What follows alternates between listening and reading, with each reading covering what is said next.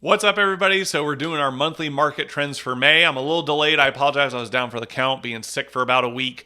But we're also making a change when it comes to my YouTube channel. So one of the things I want to change is I want to be more authentic. So one of the things I had been doing was editing videos, trying to make everything sound perfect, look great. And to be honest with you, it doesn't matter. For me, it's a matter of I want you to get the accurate information. I want you to get authentic me. If you know me, I'm very real. I'm very authentic. That's just who I am.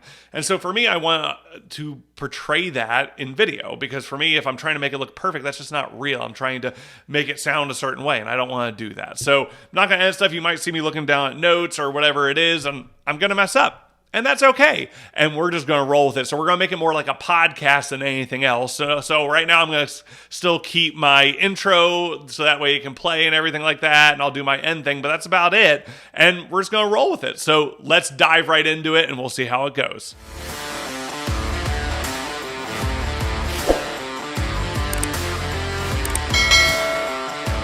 Maybe I'll keep the intro. Maybe I won't. I don't know. But I appreciate you guys dialing in and listening to me today because I'm going to go over our market information. What's going on in May? What trends are we seeing? Because there are some trends that we are starting to see. And so I'm going to try and make this short and sweet, just try and get through it all. So I'm going to do a screencast for you guys so that way you guys can just see the information. So last month we were sitting at like 17,300 homes on the market. We are just under 18,000 homes on the market. So the market's trending towards a normal market, which is a good thing. Now, I know sellers, you guys that used to getting top dollar, do all these things, you're going to have to negotiate. So that's some of the things. I'm going to actually show you some data today, so I'm actually excited about that. But, we're seeing the market slowly get more houses on the market. Normal market's 25,000, so we're still 7,000 short, so we're still need more inventory. But we're coming along. Interest rates, 7.1. So as of this morning, so 7.1%. And honestly, I think we're going to hover there. We're going to hover around 7% because it's one of those that what we're going to see is the Fed's not going to lower interest rates. Inflation's at 3.4. So last month it was 3.5. It had been going up for 3 months in a row. Finally came down a little bit, but they really need to curb it. So I don't foresee them lowering interest rates. Honestly, I think I would see them raise interest rates before I see them lower them. But hey, let's not hope for that. But, they need to get down to 2% or lower for inflation. So we want to hope that that inflation number keeps coming down. So that's what we need to happen. So I don't see interest rates cutting anytime soon. The soonest I could possibly see it is maybe October. Maybe. But that's because it's election time and maybe they do it then. I think it'll be next year. But that's just me. But I think we're going to hover around 7%. So let's talk some data. So this is the Cromford report. So what is the Cromford report? The Cromford report gives us information about the market. So this is all they do. They're not necessarily like realtors that are trying to get this information. These are guys that are just like, let's just gather information when it comes to sales price, all those different things. I'm going to show you a couple different things today. I'm learning this system, so I'll be sharing more stuff in the future, but they are a great resource. So what do these numbers mean? So for the Cromford report, anything over 100 is a seller's market. Anything under 100 is a buyer's market. Now, there is some gray area. Pretty much 90 to 110 is the way I read it, is a balanced market. So we want it between 90 to 110. So obviously, good year surprise in balanced markets. So you're going to have negotiating. But then you have buyer's markets in Cave Creek, Queen Creek, Buckeye, Maricopa. Something to consider. And then sellers markets considered up here. But what you're seeing is these numbers of change. So this is monthly numbers of change or probably weekly numbers of change because they do this every Thursday. So it's changing weekly of, okay, how much month over month is each city changing? And so what you're seeing is a lot of these numbers are starting to come down where they're coming more towards a balanced market, which means more negotiating power, right? Because you have to realize the market, I'm going to show you this. Actually, I'll just show you. We'll just go that way. So this is annual appreciation number. So this is 85382. So this is my zip code.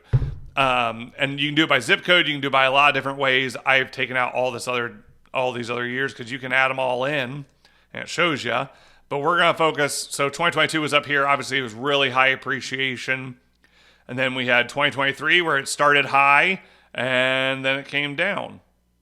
And this is month over month. So, it ended at negative 3.2. Okay. And then January, we started at negative 3.1, negative 2.4, negative 1.9. Now we're at 0.3. So now we're actually starting to appreciate again.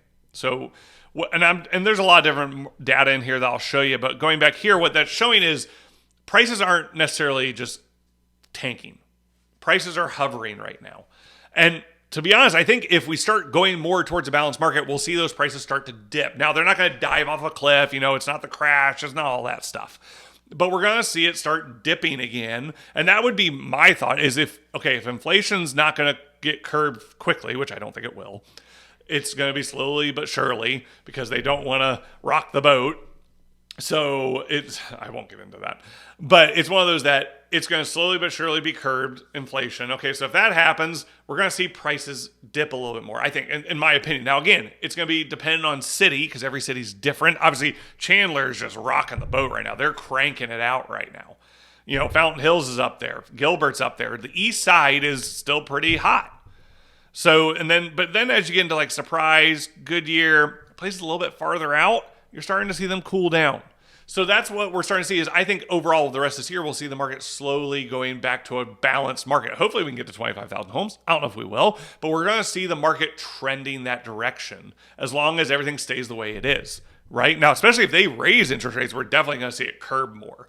But if they lower interest rates, we'll probably see a spike in, people coming back in the market because people are waiting for interest rates to come down. So just remember that. You're not the only one. There are a lot of other people waiting for interest rates to come down, which my prediction would be next year. But it's one of those that we'll have to see depending on what happens with inflation because they got to get it under control. So interest rates are around 7. People are waiting for them to come down because people are ready to buy. We have pent-up demand. So sellers aren't necessarily selling in droves because of interest rates and inflation and lots of uncertainty. So there's lots of things to look into. Obviously, there's lots of things to be worried about when it comes to credit card, debt and the delinquencies there and stuff like that. But, we've seen, what's it called? Shoot. I just threw away my paper, so I forgot. It's okay. Unemployment, that's what I was thinking of. Unemployment rates slowly creeping up because some jobs are starting to let some people go. So stuff to be paying attention to, stuff to be watching for. But the market is trending more towards a balanced market. We're going towards a balanced market, which is a good thing. That means you have negotiating power because you don't want to buy out when the market's doing this. You want to buy when the market's doing this. And that's what we're about to start doing, I think, is we're going to start coming down slowly but surely. That's the time to buy because you have negotiating power. Right? You can't time the market. You never can.